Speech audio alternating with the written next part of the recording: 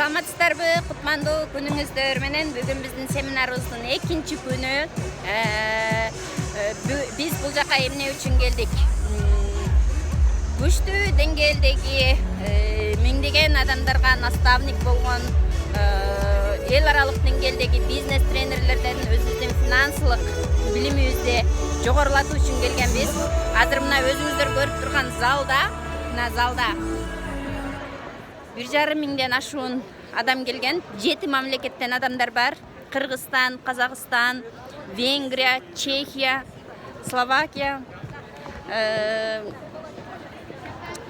Крым, Украина.